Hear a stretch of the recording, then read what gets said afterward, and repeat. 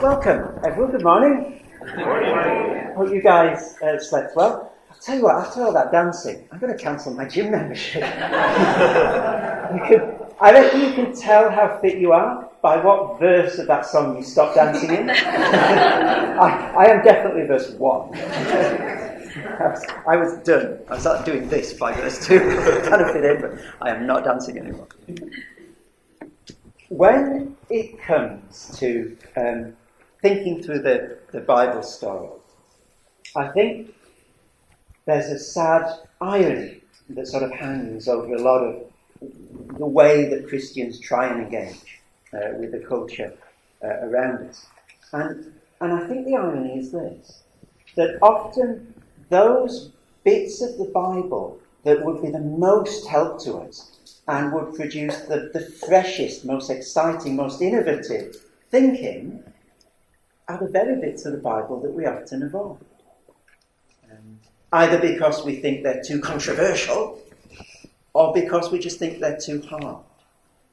And so what I'm going to try and do this morning is take two aspects of the Bible that I think sometimes Christians put in the too hard box or in the too controversial box, and just tease out the way in which, if we come at them afresh and we're not embarrassed by them, but we seek to set them to work, they open up a whole world of Christian engagement in our disciplines and also in the world around us.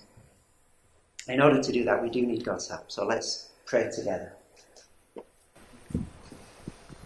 All Scripture is God-breathed and is useful for teaching, rebuking, correcting, and training in righteousness, so that the man and woman of God will be complete, fully equipped for every good work. And so, Father, we need your help this morning, not just for our minds to be filled with information about your word, but for it to be useful to us. Please help us to put it to good and wise use in shaping our view of ourselves and of your word, of our disciplines and of our culture. Amen. Well, surely there are few doctrines that cause more blushes among Christians today than the doctrine of the Trinity.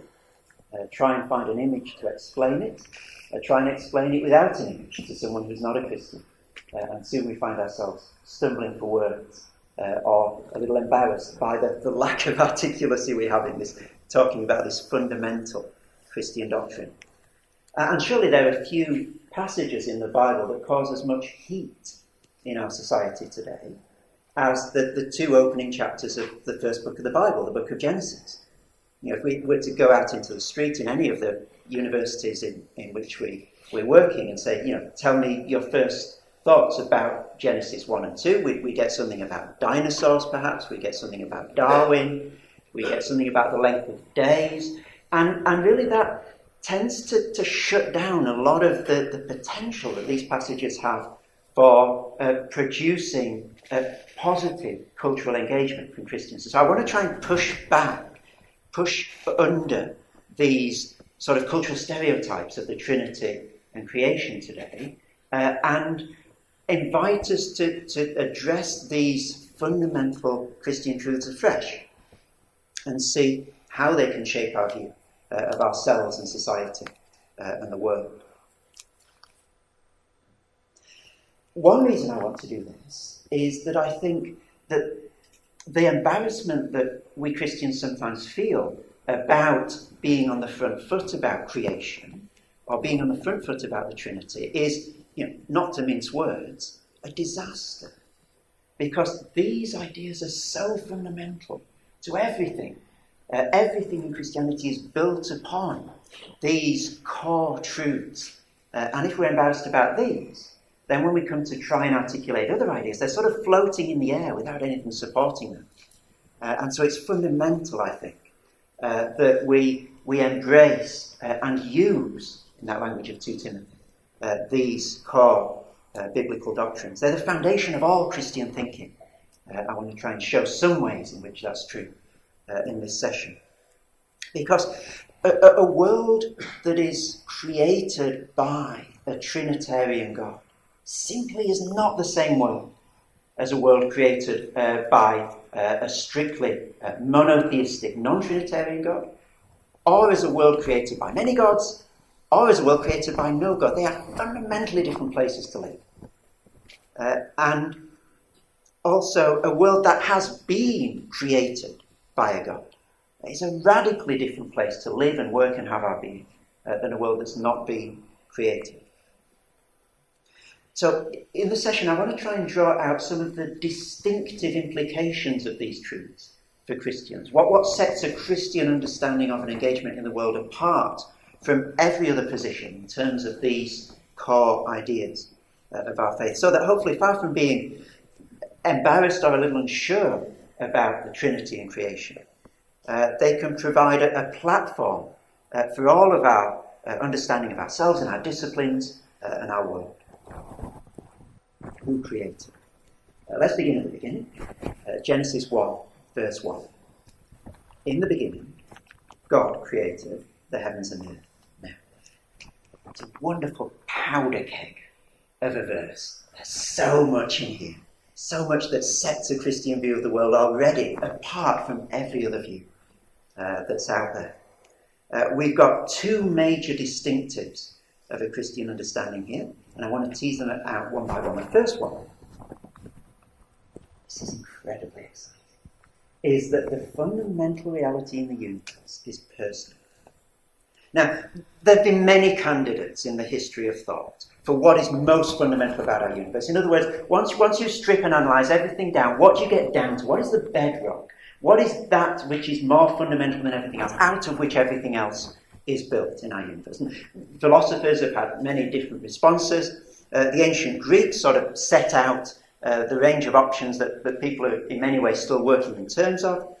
Three of the first ever philosophers, Thales, Anaximander and Anaximenes, had three decent stabs at the idea. They said, well, everything is fundamentally water, or everything is some fundamental unlimited substance, they call it apeiron, or everything is fundamentally air.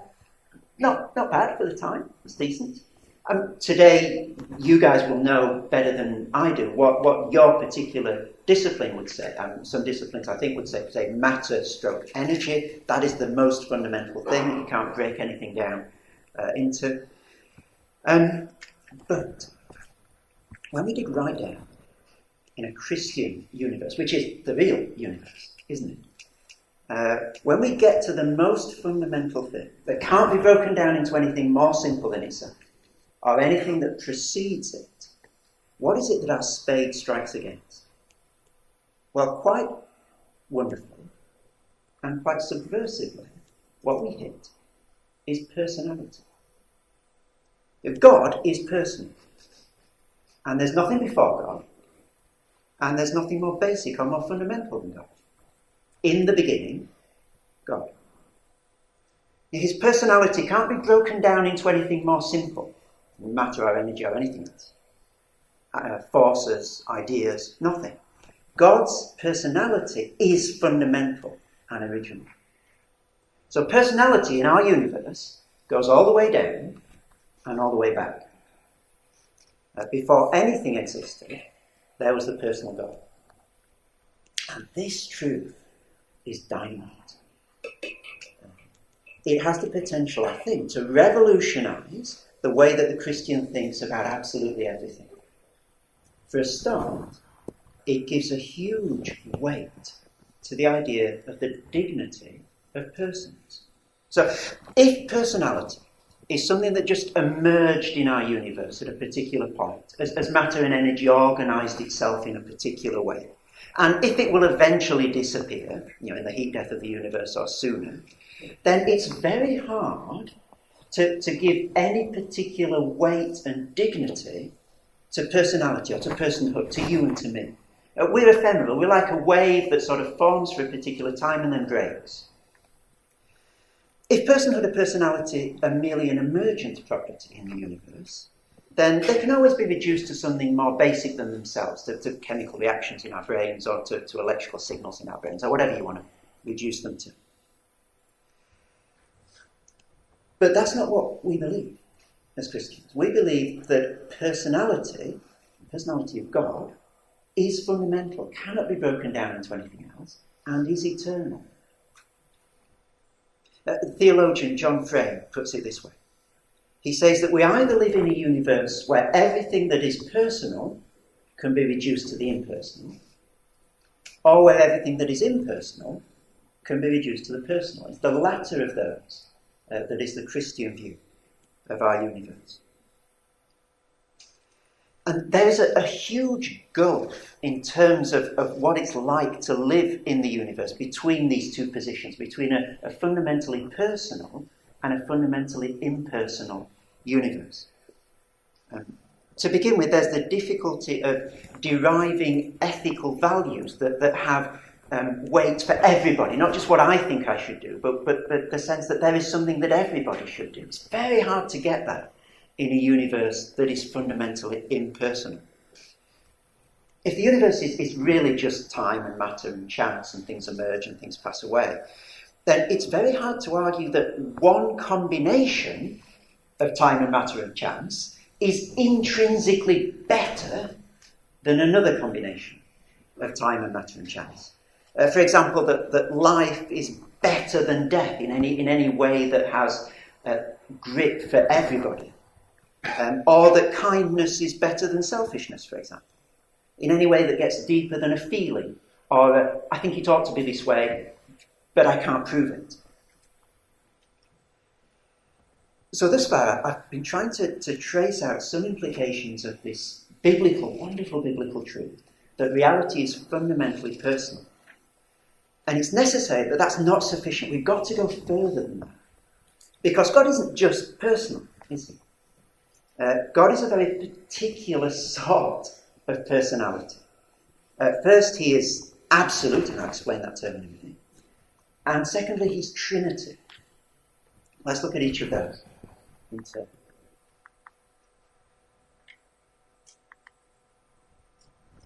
Ultimate reality is absolute. Now, the God of the Bible is not the only God in the history of human culture that is personal. The Greeks and the Romans had lots of personal gods, for example. That's not unique. What is unique about the Christian God is that he is personal and absolute. Where absolute means self-sufficient, self-contained. He's not relying on anything outside himself for his existence. And also that he's fundamental. He's not able to be broken down into any more basic parts than himself. And this compound of absoluteness and personality is one of the figures that I was talking about yesterday. It's one of the distinctives of a Christian understanding of the universe. And it wonderfully cuts across a dichotomy that faces many religions and secular culture as well. And so a lot of people will say that ultimate reality is absolute. So Aristotle, for example, has this idea of the prime mover. Not an individual, but some absolute force behind the universe. So absoluteness is out there. And some religious perspectives will say that reality is personal. And just look at the Greek deities. You've got a huge sort of extended family of gods and goddesses out there. But it is particularly good news for us that the biblical account of reality cuts across those. Yes, God is personal, and yes, God is absolute. And this is, I think, particularly good news for us in this room, students across the sciences, the arts. Because if God is absolute, then there is a stability in the universe. We don't live in a chaos. We don't live in a universe where the laws of nature are about to change at the drop of a hat, as some of the philosophers that I study think they might, because there is one God who rules over everything, and he has a stable character. God doesn't change. And so from this notion that God is absolute, we get the argument that we'll often hear, that Christianity provides a robust basis for the sciences. And historically, there's a truth to that, isn't there? The modern sciences in the modern world flourished in a Christian context, in Christian soil. The idea that there's one God is great news for the sciences. But what we notice a little less, and I think what is equally important, is that the idea that God is personal is fantastic news for the arts and humanities. Because a personal God means that dignity, humanitarianism, love, compassion, the value of persons, the value of studying human persons is fundamental in our universe. It's not frivolous, it's not merely entertainment. There is something that cuts with the grain of our universe to studying how people are in the world, and that is one way of thinking about what the arts and humanities do. Now, if the Christian view of the world gave us one of these, I think we'd already be pretty excited about it. But the fact that it gives us both of them together, and that there is no contradiction between these, it's not that the more God is personal, the less he's absolute, or the more absolute he is, the less he's personal. It marries these beautifully. I think it's a wonderful mandate for all of us, whatever field we're in. You know, whether we're, in a sense, on one extreme with the fine arts, or whether another extreme with the pure mathematics, the Christian view of the world gives us a mandate and a vision, an integrated vision for all of our disciplines. And that is one reason why universities grew up and prospered in Christian contexts as well. The idea that the whole of human knowledge is equally valuable, whether it's mathematical, scientific, or knowledge of the humanities. And it is perhaps one reason why that idea of the comprehensive university is increasingly under threat as our society moves away from a Christian basis. I don't know about you, everyone will have different stories, but there's an increasing pressure where I come from to value those subjects that make money, to put it very bluntly, make a lot of money, engineering, medicine, IT, above those subjects which don't make as much money. And that is a fundamentally different vision of education and knowledge to the vision that's given us, I think, by this fundamental Christian truth of an absolute personal deity.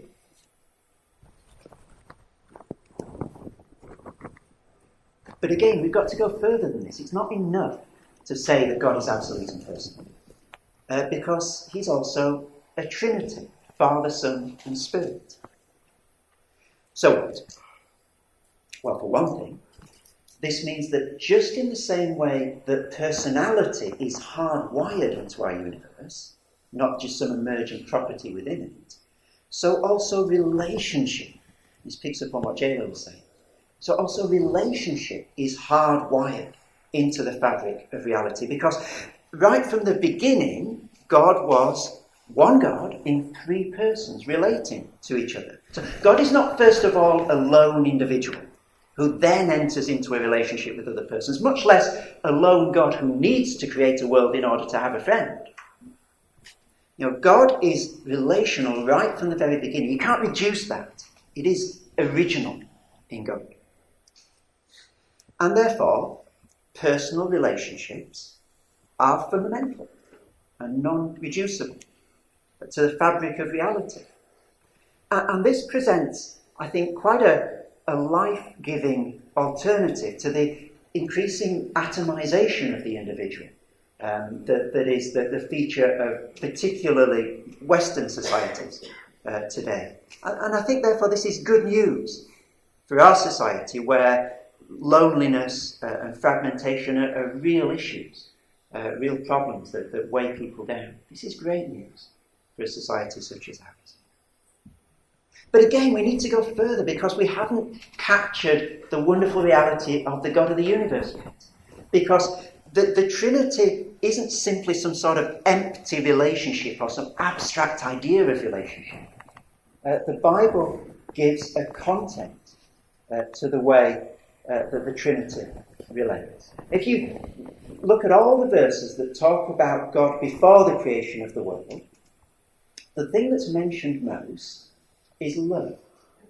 So in John 17, when Jesus is praying to the Father, he talks about the love that they had before the creation of the world. And there are a number of other verses as well.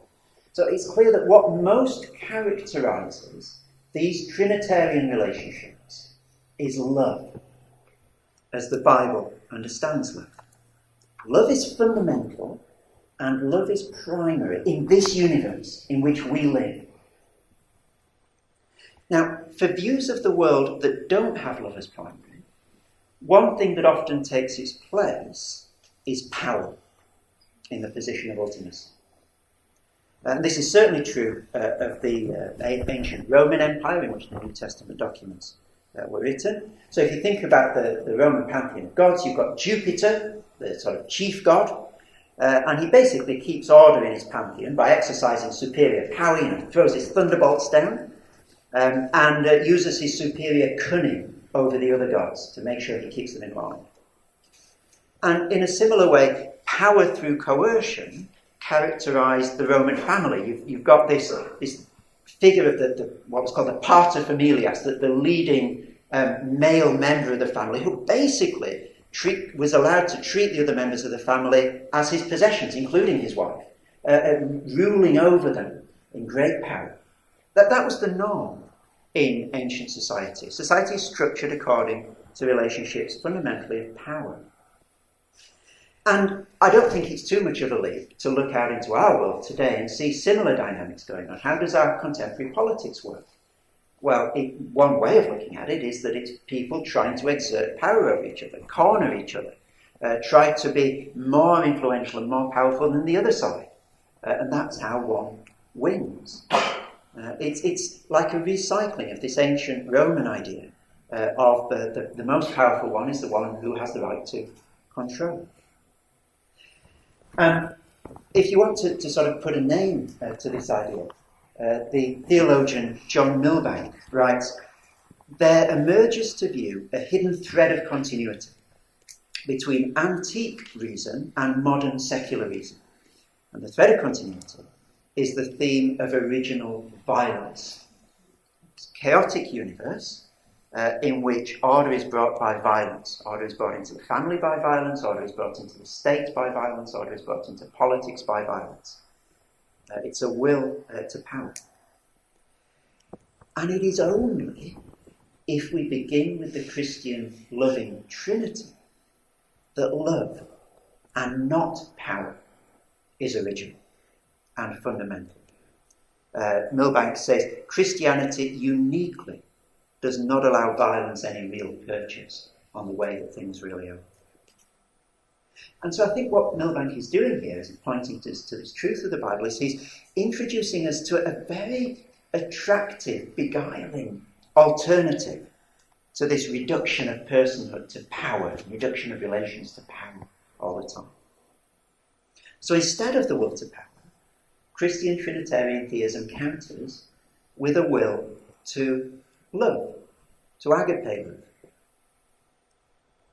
So, every time this weekend that you and I love someone, every time that we go over in the room to the person who's by themselves and has no one to talk to, rather than talking to our group of friends, every time that we let someone share with us rather than jumping in and speaking immediately to them, and every time that we secretly pray for someone after we've had a conversation with them, what we're doing is we're tuning in to the fundamental fabric of the universe, which is a fabric of love.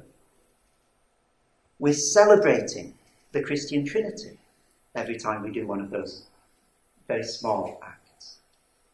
And we're also joining the insurgency against a society that is dominated by relationships of power and domination. So please join the rebellion this weekend. Well, I've tried to labour this point about love and power for quite a long time because I want to demonstrate two things. First of all, our picture of ultimate reality, our understanding of what is fundamental in the universe has real, concrete, day-to-day, far-reaching implications for the way that we relate to people, the way that we organise the family, the way that we organise society, the way that we relate to our friends. the way that we organise politics. And secondly, there's a really stark opposition between a Christian Trinitarian conception in which love is fundamental in the universe, and a view shared by ancient and modern secular cultures alike, where, when you come down to it, absolute power is the most fundamental dynamic in social relations and in society. And one question that I think we need to ask ourselves, and that we can profitably ask our friends, is which of these universes would you rather live in? Now, just because I think most people would rather live in a universe where the fundamental reality is love, that in itself doesn't make it true. I think it does make it interesting to investigate. And I think what a lot of our friends sometimes lack is a reason to investigate Christianity. It's just utterly irrelevant. Like, even if this is true, it has no bearing on my life. Well, here's a way, a concrete way, in which, if it is true, it has a huge bearing on my life. So perhaps one thing we can do is invite our friends to contemplate this difference between a universe of love and a universe of power. Not that it makes it true, but it makes it investigable, makes it important. It's an important difference. Let's move now to from who did the creating, the Trinitarian loving God, to who was created. Now, there are many commonalities between us and the animals in Genesis 1. Human beings are created on the same day as the other animals, day 6. They're created from the dust of the earth. And we're very much on the creature side of the distinction between the creator and creatures. There's no ambiguity about that in the Bible. But there is one monumental difference between humanity and everything else in the whole of creation. And that is that whereas all the other animals are made, in the language of Genesis 1, according to their kind, human beings are not. The language that's used for us is that we are made in the image of God. Let me read Genesis 1, 26-7. Then God said, "Let us make man, humanity, in our image, after our likeness, and let them have dominion over the fish of the sea, over the birds of the heavens, and over the livestock and all the earth, and over every creeping thing that creeps on the earth." So God created humanity in his own image. In the image of God he created them. Male and female, he created them. Now, a lot of ink has been spilled over what exactly the image of God means, and I have done a little thinking about it. I'm very happy to talk with you afterwards if you want to dig into that more deeply. I don't want to go into that now. I want to take the phrase image of God itself and see what insights we can draw from that without getting into all the sort of theological undercurrents of precisely what it means. Let's split it into two halves, image and of God. I think the idea that we are an image shows us that we're not ultimate. The notion of image is a limiting concept. It tells us that we're not God. It sets bounds to our human pride. We are beings whose being and identity doesn't originate with ourselves. We're not self-made. We're in the image of one who is greater than us and who came before us. The term image reminds us, and I think this is a reminder that in our society we need to hear today, that we're not God, but we're the image. But also, we are the image of God. We're not made in the image of nature. We're not made in our own image. And we're not ultimately made in the image of our parents either. Of all the elements in the whole of creation, human beings enjoy this very particular, unique status of being made in God's image. So the Milky Way is not in God's image. Nor is the roaring sea. Nor is the beauty of an equation that Jayla was sharing with us before. Nor is a molecule. Nor is a skyscraper. Nor is a sunset. nor is the most dazzling painting or the most sublime music. They're not in the image of God. Only we are in the image of God. Only one thing in the whole vastness of this universe, of which we as yet know so little, only one thing has the privilege of being in that image, and that is all of us. So then, image says you're not God. Image of God says you're not ordinary. You're not like the rest of creation. You're not just an animal. And this whole phrase, image of God, says that we enjoy dignity, but not deity. It raises us up, but it keeps us humble. And therefore, as images of God, we're both meaningful and dependent, avoiding the twin errors of self-loathing or self-deification. And therefore, the image of God motif, I think, gives us a beautiful balance between making too much of ourselves and making too little of ourselves as human beings. I want now to draw a few implications from this idea of the image of God for our view of ourselves and our society around us. I want to draw three implications for human dignity, for egalitarianism, and for identity. So let's begin with dignity. Dignity, on a biblical view, is not contingent on a person's capacities or faculties or performance.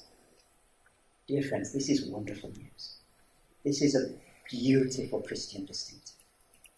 We are in the image of God, not because we've earned it, but because we've been given it.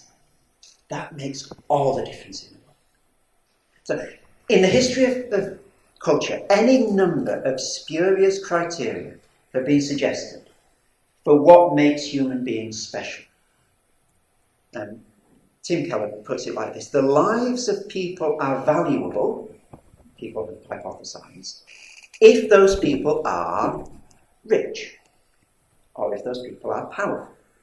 Your life is valuable if you're royal, if you're beautiful, if you're young, if you're creative.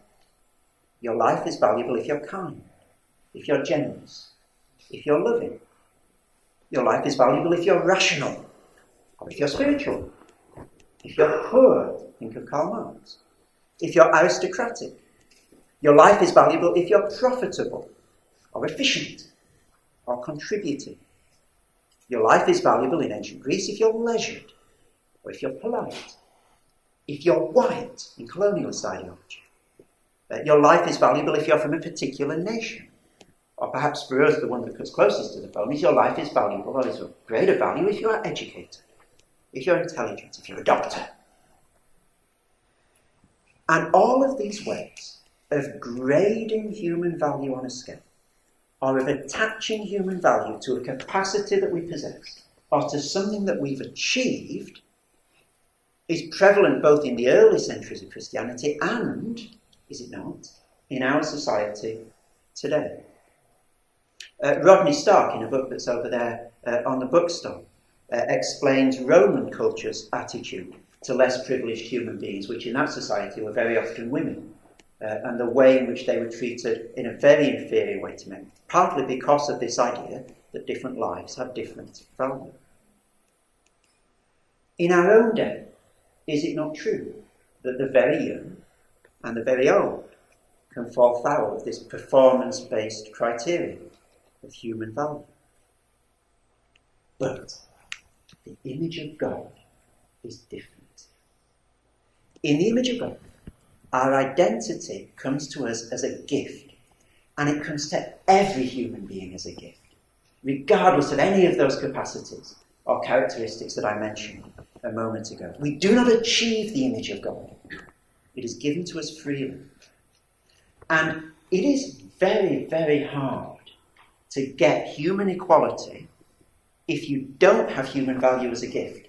This is one of the things that I have looked into philosophically. If you don't have our understanding of what a human being is as something that's given to us, like the Bible has in the image of God, it's incredibly hard to get to any sort of position of human equality, if you try and reason it out. And that leads us to the second implication of the image of God, which I call egalitarianism. So it was not uncommon in the ancient world to use image of God language, but it was used of kings. The Pharaoh is the image of God in our society. No one else is. In the Babylonian creation myth, the Enuma Elish, the humans are basically no more than workhorses for the gods and the king.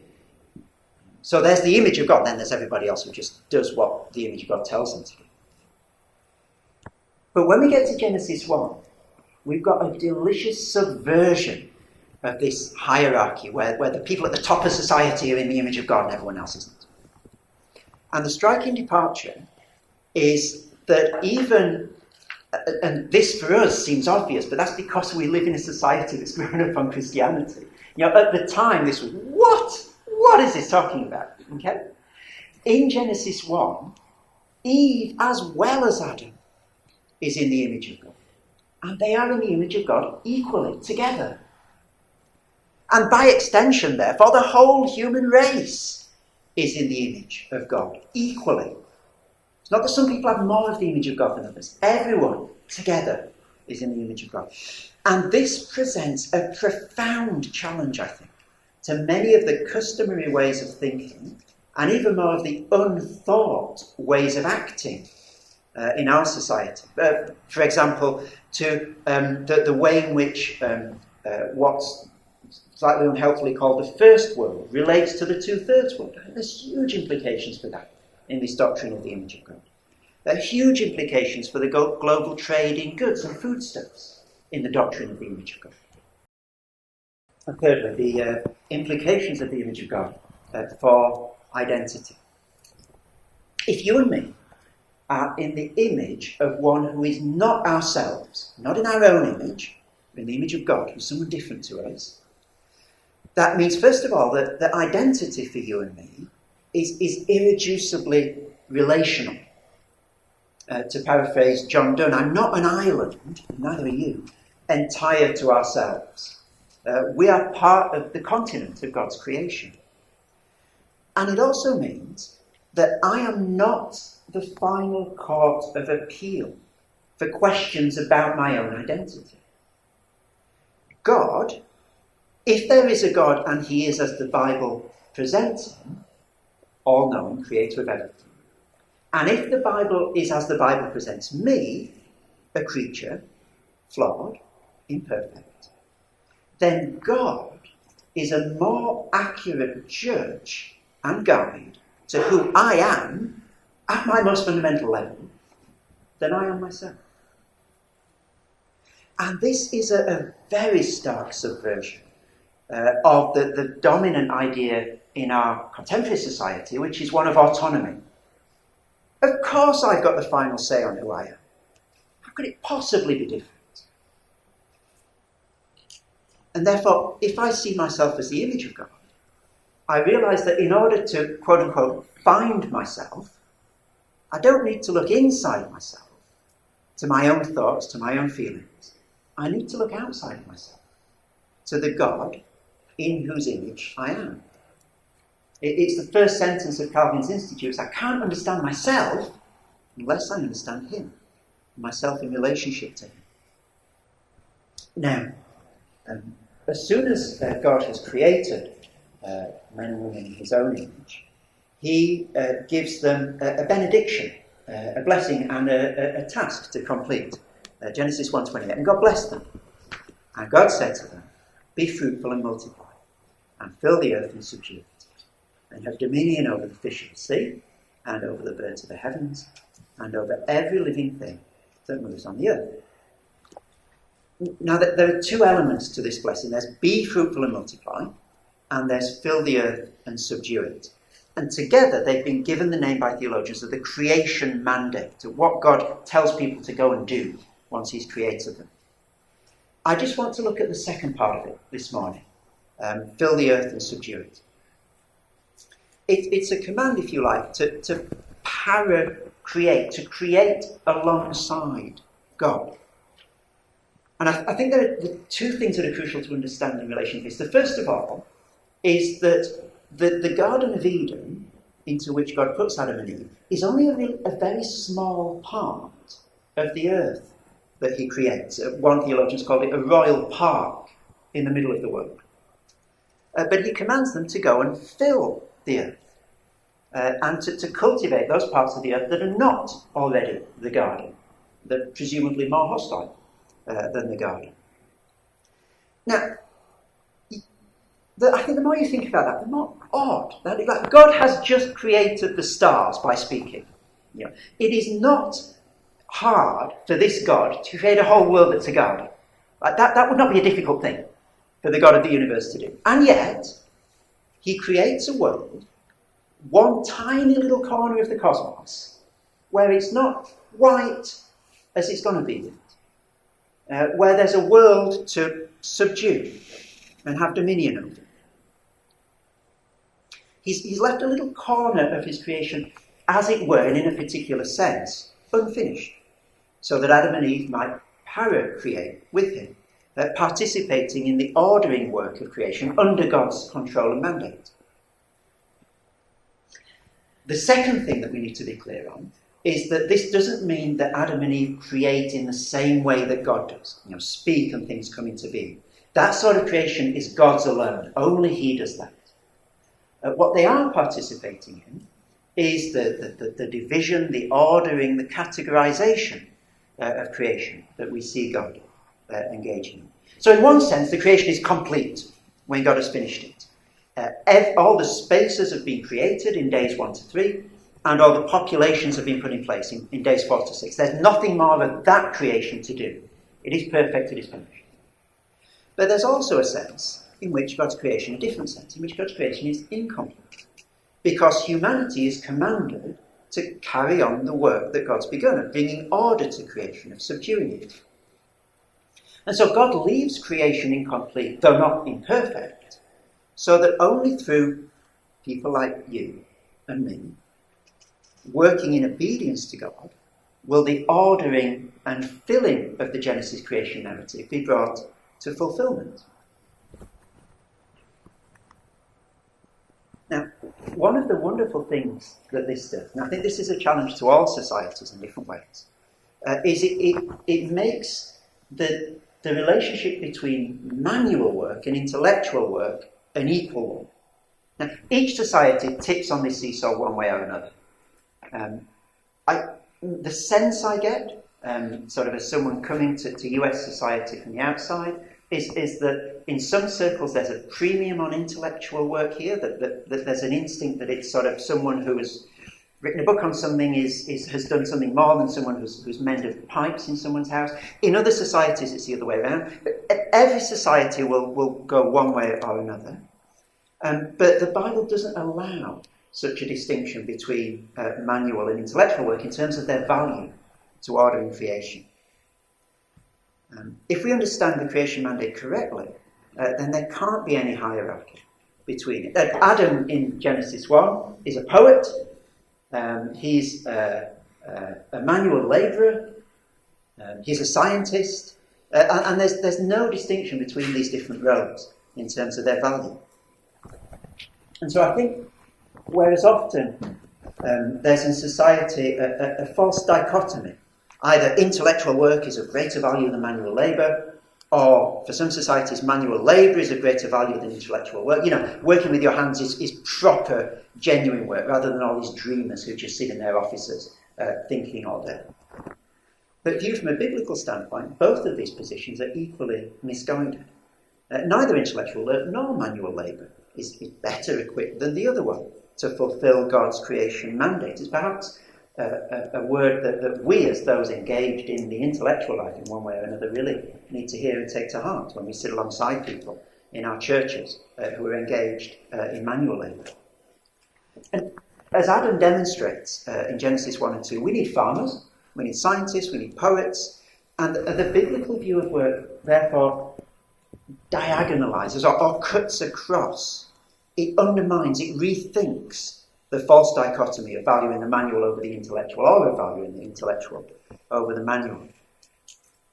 And therefore here is our mandate for studying almonds, or proteins, or bridges, or nanoparticles, or novels, or plays. Here is the vision for why working on all of those things is a good thing. And it's our vision for understanding what the point of working on all of those things is. If you're ever having one of those 2 a.m. moments where you think, why am I doing this? Like, why am I in the lab at 2 a.m.? Or why can't I write this essay or this chapter or this article? And it's like 2 and I've still got a blank sheet of paper. One thing that may encourage you is to go back to this creation mandate. This is why. This is what we're doing. This is the big picture of those early mornings. Fill the earth and subdue it. Have dominion. It's what we're about as Christians, whatever academic discipline we're in.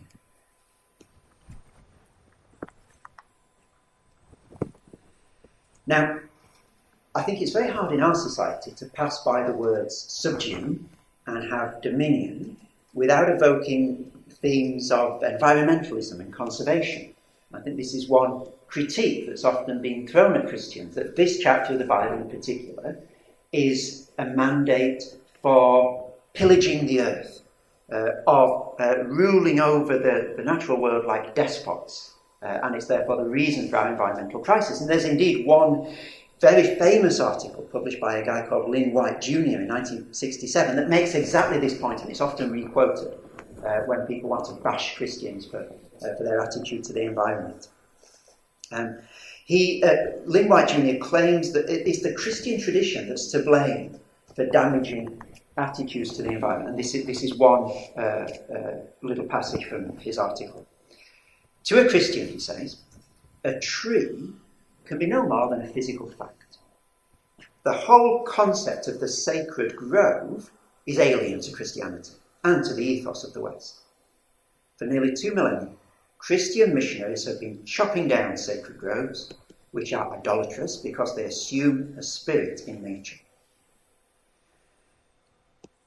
Now, if I tried to write an essay that was as wrong as I possibly could be about the view of creation in Genesis 1, I think I'd probably come up with something like this. This is not just slightly off beam, this is spectacularly, heroically misguided, I think, in terms of a Christian attitude to the natural world. To begin with, if Adam and Eve's dominion is to be patterned after God's relationship to his universe, which surely it is, in the same way that our identity as people in the image of God is patterned after God, then we must let God's own care for his creation flesh out the content of what having dominion means.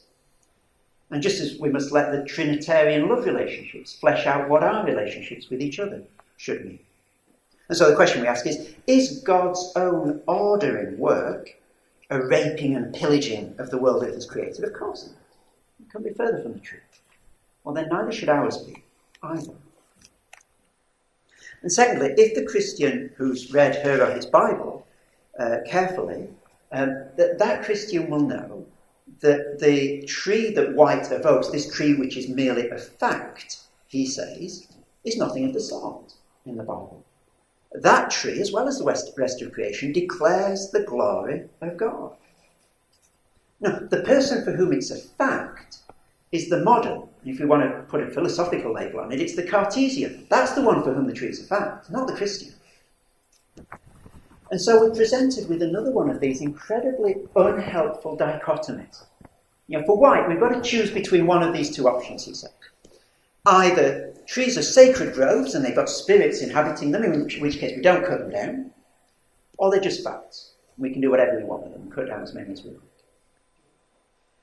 But the Christian will want to say, I can't choose either of those. Both of those are reductions, are heresies, really, of the Christian truth.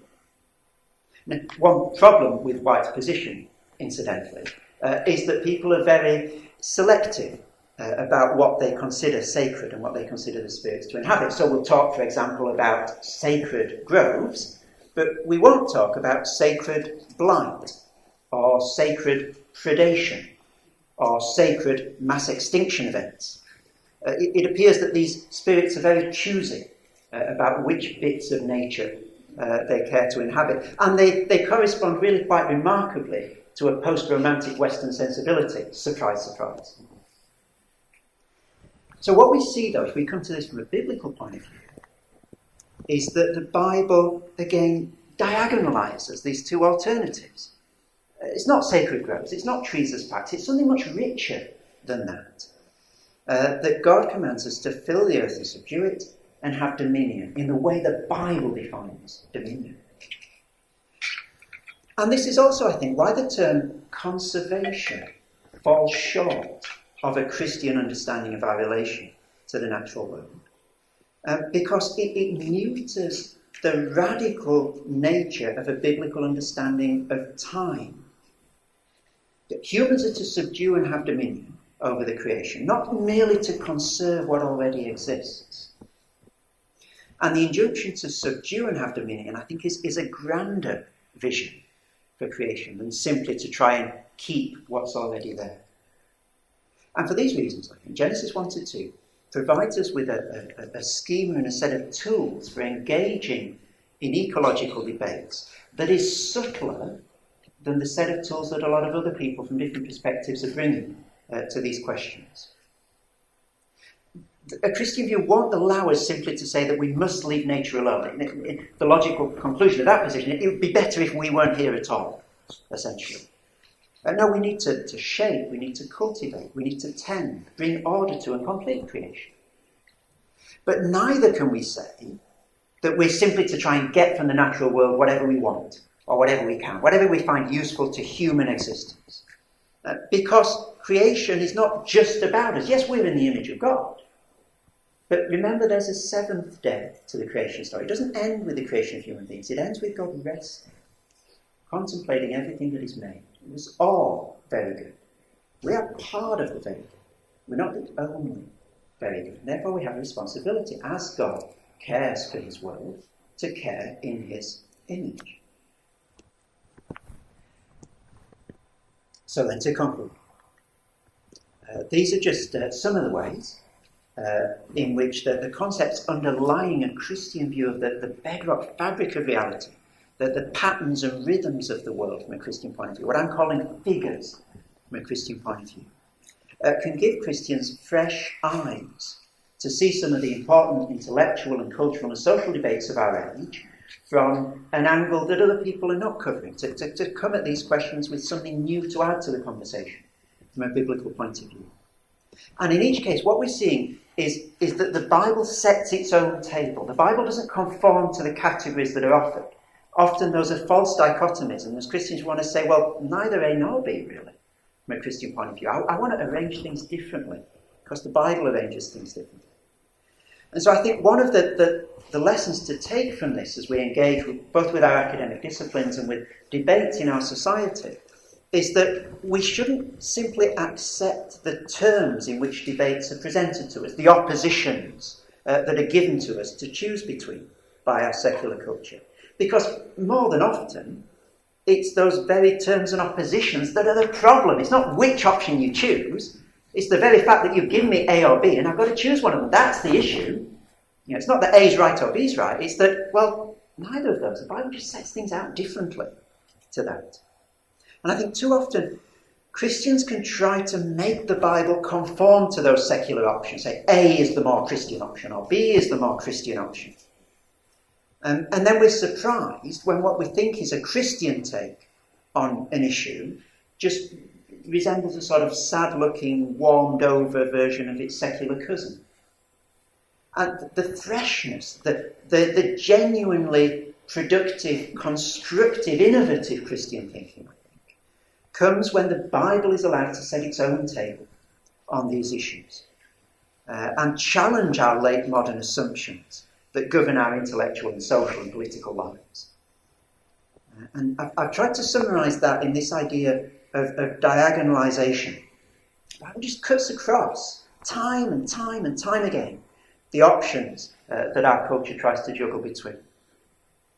And it's in this way, I think, and only in this way, that we can not only explain the Bible to the culture in which we live, but actually explain the culture in which we live and sensitively critique the culture in which we live in terms of the Bible. Let's pray as we go.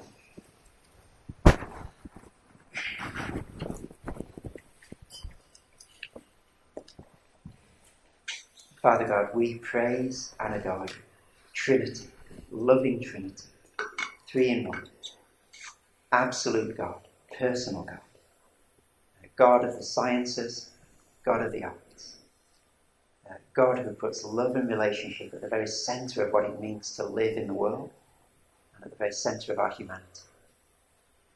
We praise you, God, in whose image we're made, that we're not islands entire to ourselves, but that to know ourselves is to reach out beyond ourselves and to know you, the wonderful, loving, absolute creator of the whole universe. And Father, we pray that these truths would not just fill our heads, but that they would shape us. Please help us. Please help them to shape our view of ourselves, of our academic disciplines, of our university communities, of our society, of our culture and our world. Lord, there are limitless resources here for each of us, and each of us will take these in a different direction in our own little square inch of the world. But please help us, wherever we are and whatever we're working on, to do so as Christians, joyfully being images of the triune living God. We need your help. Dear Father God, please help us. Amen.